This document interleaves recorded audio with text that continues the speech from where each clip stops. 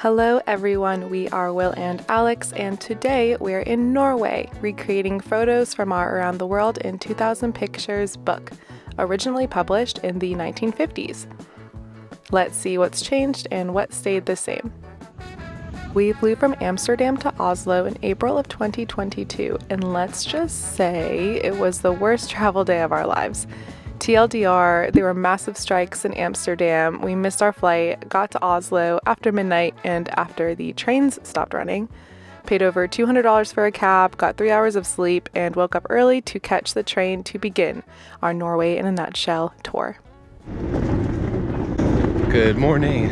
Just woke up at the Anchor Hotel, got our breakfast, probably about 3.5 hours of sleep because we got in so late last night. Hopefully we make this train and then we're going to get it on our way with the Norway in a Nutshell tour. Hope to tell you more soon.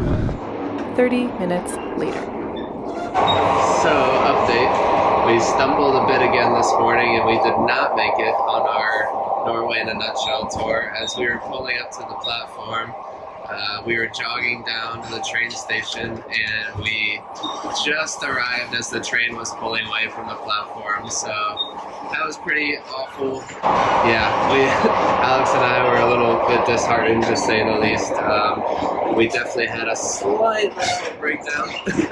So we booked train tickets, 6-hour and 45-minute journey from Oslo to Bergen. Came out to $105 US dollars per person.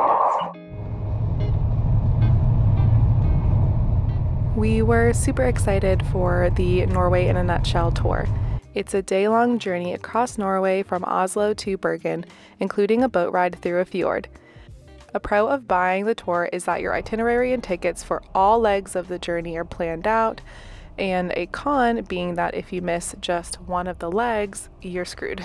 No refunds, no rebookings, you're pretty much stranded on your own. We missed the very first leg by seconds, and so the entire thing was a wash. Despite being pricey, the train from Oslo to Bergen was great. Very straightforward and not very crowded on this particular day. We enjoyed watching the landscape change from a pleasant spring day to an icy tundra to mountains and then to dramatic fjord-looking parts. We were super bummed we didn't get to take the boat through a fjord, but we were happy we at least got to see this.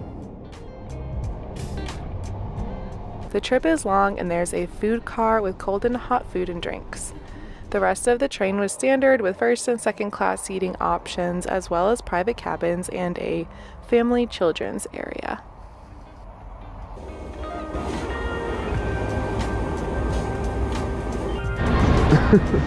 After 6.5 hours, yeah, we made it from Oslo to Bergen.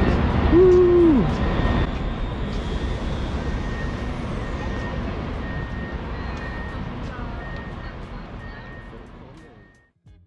Bergen is located in southwestern Norway. It's one of the country's most popular cruise ship ports and has the nickname of the fjord capital of Norway. There's so much to do in the surrounding area, but we spent all of our time in the town proper. As it has its own charm and history, we were keen on exploring. After dropping off our stuff at the Scandic Bergen City Hotel, we made our way to the wharf. Hey everyone, Alex here. Yes, I am alive. After the really stressful 24 hours, I'm back and ready to vlog. I had to go through a period of emotional shutdown before I was able to talk again, but here we are. We made it to Bergen. It's not so bad. It's actually a beautiful day. The train ride was really great from Oslo to Bergen. Thankful that Will is with me.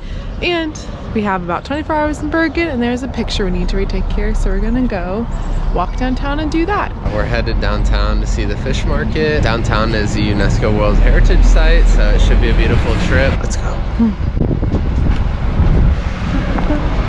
Oh, he's walking this way. The fish market in Bergen has existed since the 1200s and is today still a place where you can buy seafood and produce. The indoor market is open all year with an outdoor market in the summertime. Looks good.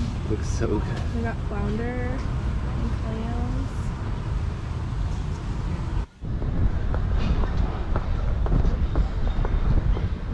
We're down by the water now. We can see the old buildings that we think are at the end of the picture from the book. Those two spires are in it. So let's have a look. Okay, we think we found the photo spot. It is taken from above, like a lot of these photos in the book are, but we'll get it from the water's edge and it'll be close enough. Woo! Off we go. That's all we had to do today. Off we go. Off we go. The city of Bergen has been ravaged by fires more than several times throughout its history, the last time being in 1955. Since our book was published in the 1950s, I was interested to see if our photo would look a little different. I can't be sure, but I think ours looks pretty much the same. So either this portion of the city wasn't affected by fires, or it was taken after them. With our short time in Bergen, we spent the next 24 hours walking around as much as we could. There are lots of places to eat, and while we knew Scandinavian countries are known to be a little more expensive, the $13 beers were still a shock. The town has a really cool history, and if you're interested in learning more, I'll leave a few links below. We didn't have time to visit any museums, but there are a couple good ones, as well as historic structures still standing. While the 1955 fires were devastating, they led to a 12-year excavation that uncovered a lot of artifacts and structures, leading to Bergen's UNESCO listing. On the main wharf street, there's a large timeline of events in Bergen with information in English. One thing I noticed right away when we got off the train was that Bergen has some pretty good street art, and we found this long wall right in their downtown. One place to start if you're wanting to see street art is this street. Bergen has an artist collective called BART, which consists of around 20 street artists. They continue to make the streets more beautiful and interesting. In the year 2000, Banksy, unknown at the time, left 16 pieces around the city, all of which were washed away by the municipality. Can you imagine? An artist called Doak was one of the first acclaimed street artists from Bergen. Another thing to note downtown is the shopping. The main street along the wharf especially has lots of good souvenir shops. I'm sure the prices reflect their proximity to the cruise ship docks. Tons of beautiful clothing and sweaters, and lots of comfy, cozy looking blankets and slippers. There's also a strong presence of Norwegian troll figures. I will leave a link below if you want to learn more about their significance. There was also some really good Christmas shopping. I wanted to buy everything in sight, but restrained myself to only one little gnome decoration. I also took an event poster from an electrical box off the street. The event had already passed, so I consider this fair game, and technically cleaning up trash. One thing that is interesting about Bergen is that there's a lot more wood infrastructure here than there was in Amsterdam and the Netherlands. I think that's just based on availability of lumber here, but definitely interesting that there's not as much stone and stucco as there is in the mainland. Good observation, Will. Bergen used to be Europe's largest wooden city, and today still has around 50 wooden houses from the 18th through 20th centuries.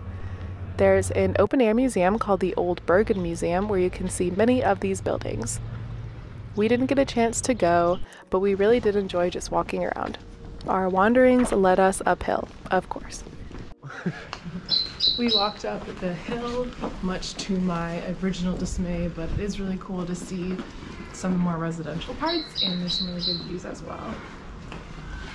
So we're gonna keep walking, and if we find a good lookout point, I'll put the Google spot below.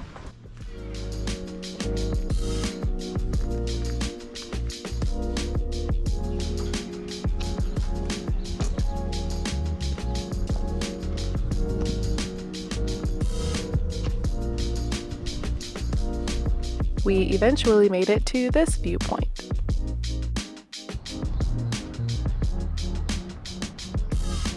Looking down at the city of Bergen.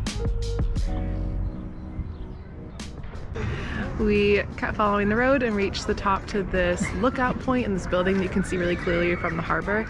It's a good spot, lots of benches, and you can really see how far the city goes. It actually spreads like so far. It's so much bigger than we thought that it was when we originally got here. There's also a really nice park and a lot of people walking their dogs. There's a really big playground with a really cool looking slide we might have to go check out. If you're in Bergen, you got some time, walk uphill a little bit. It's not so bad. Worth it. We unfortunately had to make our way to the airport. It's actually very straightforward as there's a tram that connects the airport and the city center. We took the Bergen light rail, which took around 45 minutes. It costs only $4 one way for an adult. We really enjoyed our time in Bergen and we'll be going back there, especially to experience the nearby fjords.